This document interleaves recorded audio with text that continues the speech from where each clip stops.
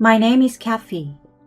2 years ago, I married Samuel, a co-worker of mine. We got married 2 years ago, but Samuel and I had been dating for 3 years before that. Back when we were still dating, Samuel was a very kind and dependable man. My parents fell ill and died at the same time, so he was devoted to me and supported me through my depression. I was an only child, and suddenly my family was gone. I was left all alone. Samuel came to my house almost every day to be by my side. Let's become a family together. I was so happy that I cried when he said to me, I'm not alone anymore. I have Samuel. I felt that way after having been married with him for about 6 months. My in-laws divorced when Samuel was very young. Samuel was worried about his mother, who had raised him as a single parent. So I agreed to live with her if it would be good for my mother-in-law. My mother-in-law had been kind to me during our interactions. I thought that with my mother-in-law, there would be no problems. I realized that this was a big mistake. Soon after we got married. Cassie, you've lived alone for a long time, right? Why are you so incapable of doing housework?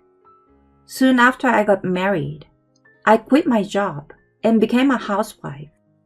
My mother-in-law tilted her head to the side when she saw the lunch I had prepared. I froze and said, "Huh?" absent-mindedly. My mother-in-law sighed and held her head in her hands. You know, you've been working for a company, so maybe it's excusable. But now that you're a housewife, it's your job to do the housework. You have to do it perfectly. What is this? This food looks like leftovers. The lunch that I made was a simple stir-fry of vegetables I had in the fridge. It may be a simple meal, but it's true that I was thinking that it was just lunch, so I thought it would be okay to make something that isn't fancy. But I don't remember making anything that would be called leftovers. I was so surprised that I couldn't say anything, and my mother-in-law started to attack me. I didn't say this before, but now that you're a stay-at-home wife, you should be the one to get everything ready for Samuel to go to work. You should iron his shirts every day and put a handkerchief in his pants pocket. But Samuel can do everything himself. Cassie, I'm saying, you're a stay-at-home wife now. I'm telling you to do your duty. My mother-in-law was a single mother. She had also been working for a company all her life. But due to her back pain and the fact that my husband and I moved in with her, she quit her job. That seems to be why she was concerned that I was neglecting my job as a full-time housewife. My mother-in-law had very high expectation of me as a housewife. First of all, I had to get up before Samuel in the morning and prepare breakfast.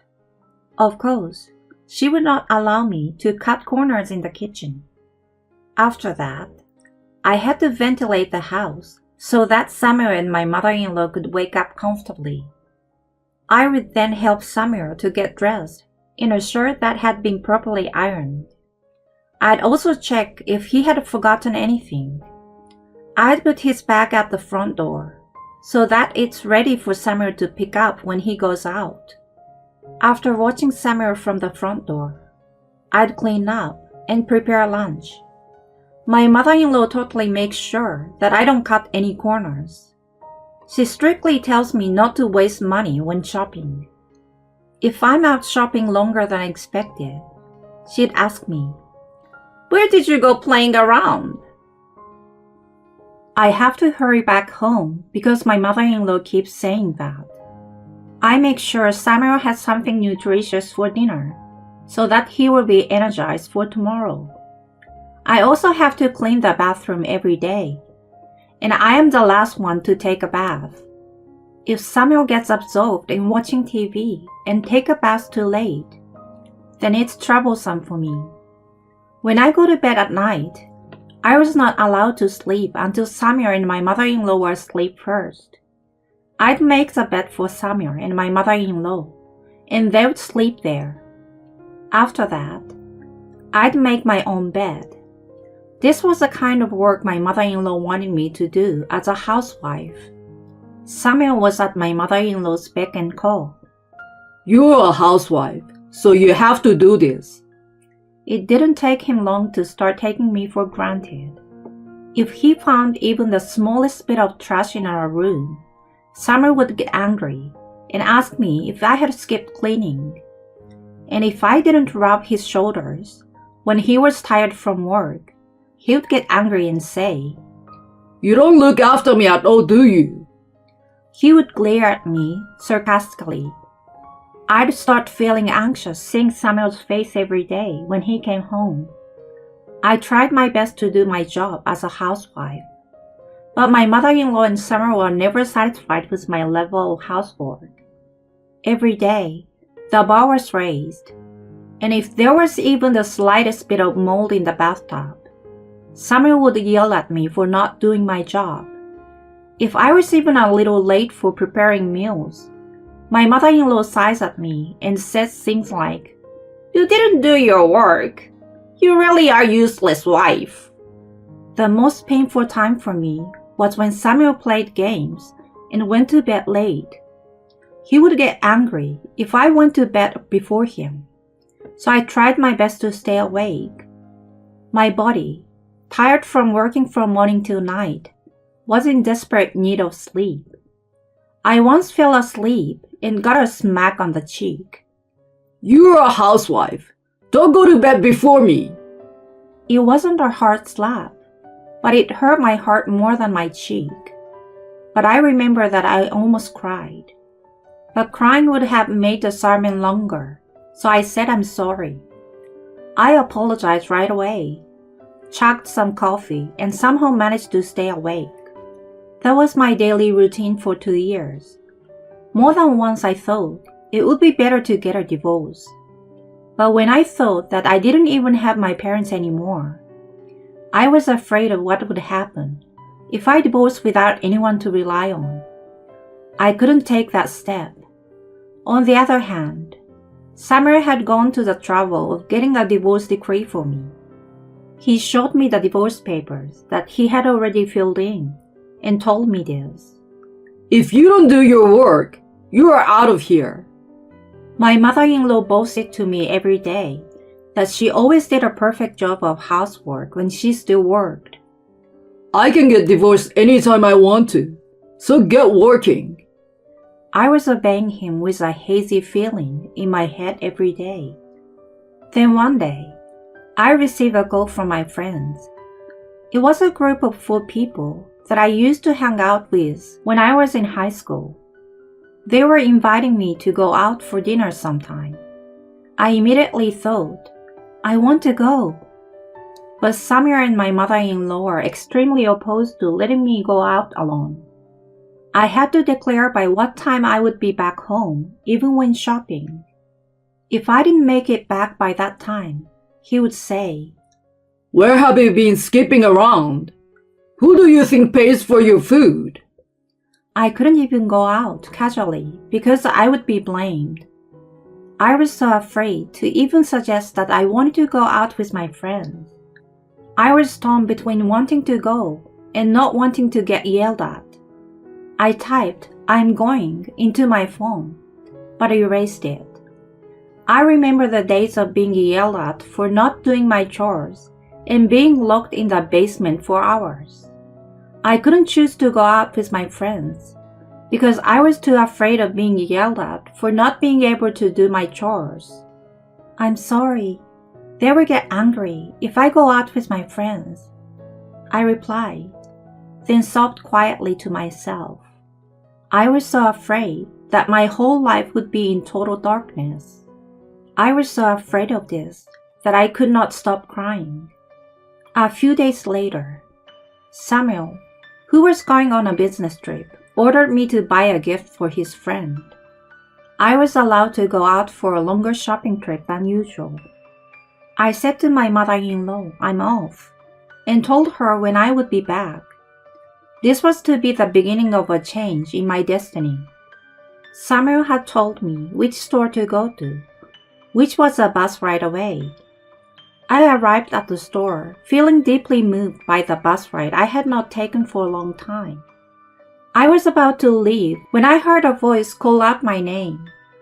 I turned around and saw a friend of mine from high school, who was a freshman at the time. Irene? Oh, it's you, Cassie. What's wrong with you? You've lost so much weight. You don't look well at all. Irene came running up to me, patted my bony shoulders, and looked worried. It's true. I've lost a lot of weight since I got married. Are you on your way home from shopping? Let's have a cup of tea and go home together. Well, it's nice to see you, but I have to be home on time or I will get in trouble. Is your husband off today? No, he has not. I told my mother-in-law when I'm supposed to be back. She gets really mad if I don't come home on time. I have to take in the laundry, and after that I have to make sure the ironing is done. She gets mad at me if I don't make dinner. She's always getting mad at you, huh? Yes, I'm always getting yelled at all the time. When I couldn't chuckle properly and just smile subtly, I thought, hey, when was the last time I laughed? Irene thought for a moment and gently gripped my hand. Let's have tea after all. How's life been, Kathy? We're all worried about you. If she gets mad at you, I will go home with you. Irene took me to a cafe, and I looked at the clock on the wall. I was fidgeting the whole time.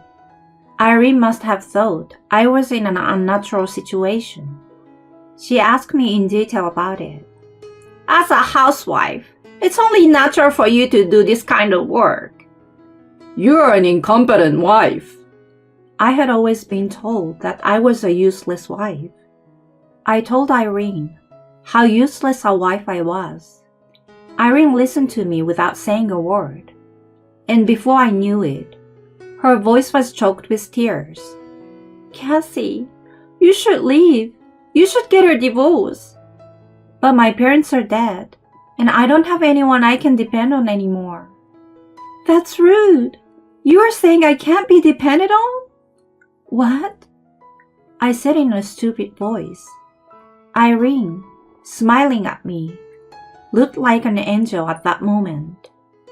You can count on me. Get a divorce. It's okay to take revenge lightly. I will definitely protect you. At that moment, I felt like I had found the light at the end of the dark tunnel. The dark cloud that had been hanging over my head lifted. I felt as if a ray of sunlight had shone through. I felt so refreshed. I talked with Irene for a while after that. I bought Chinese food for dinner and went home. Naturally, Summer and my mother-in-law were furious with me. I felt neither sad nor horrified. That evening, I prepared Samuel's luggage for his business trip the next day. He was going on a 3-day trip, so I should have packed enough clothes for him. I only put in one pair of underwear. I also put a cup of bottled drink inside to give it some weight. The next morning, Samuel left for his business trip with it without any questions. I was deeply moved to think that this was the last time I would see Samuel. Farewell. I said a few words to Samuel's drinking bag. I took the carry-on bag I had packed for myself. I entered my mother-in-law's room without knocking. I'm not allowed to enter my mother-in-law's room except for cleaning. My mother-in-law glared at me sharply and seems to notice that I was carrying a large bag. She looked at me suspiciously.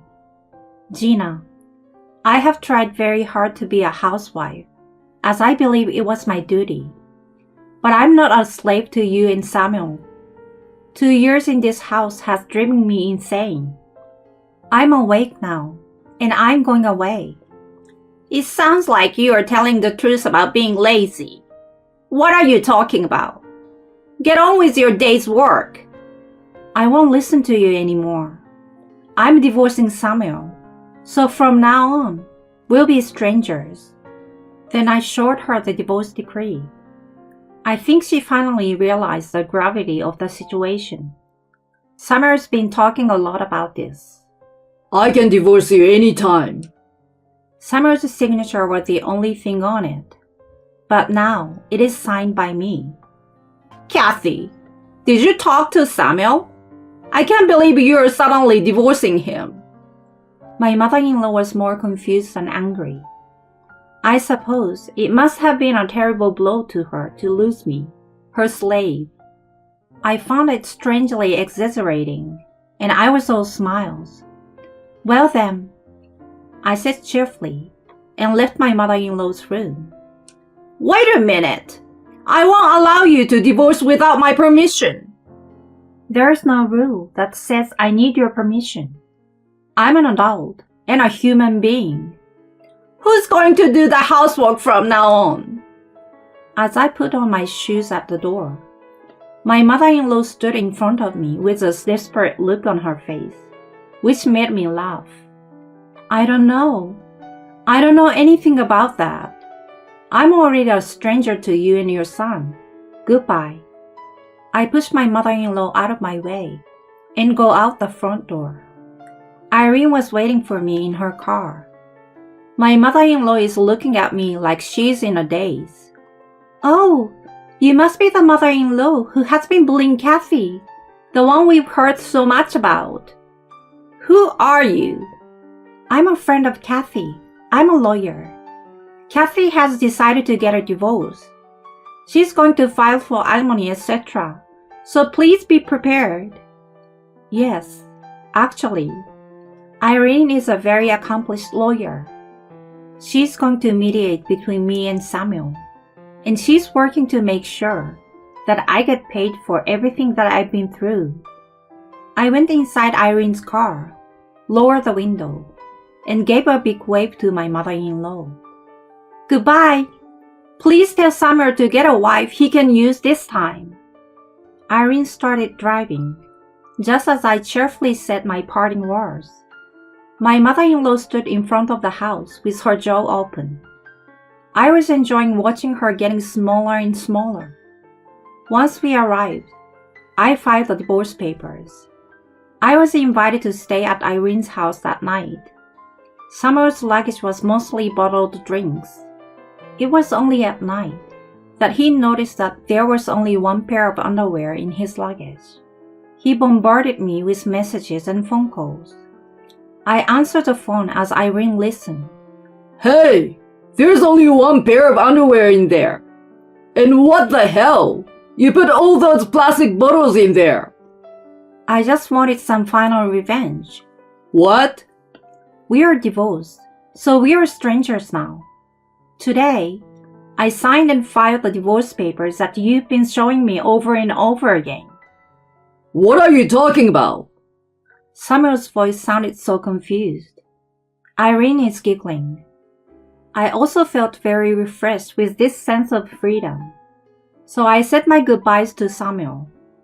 It would be nice if you can find another wife who won't take revenge or divorce on her own like I did, wouldn't it? From now on, you will be speaking to my lawyer. I'm so happy and excited to know that I will never have to see Samuel's face again. Bye.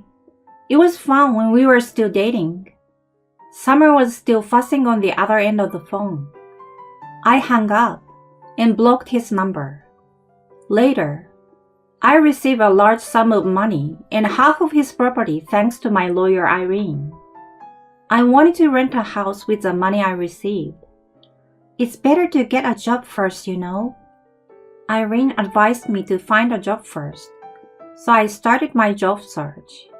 After I found a job, I thanked Irene and started living alone. Summer and my mother-in-law were very angry that they had no one to do their chores now that I was gone. Summer was wearing a really sloppy shirt. Maybe he couldn't even iron them himself. Irene laughed in amusement. Now that I have a fresh start in life, I'm so happy. When I think about my marriage, where I had to take orders all the time, I realize how great it is to be able to make my own decisions.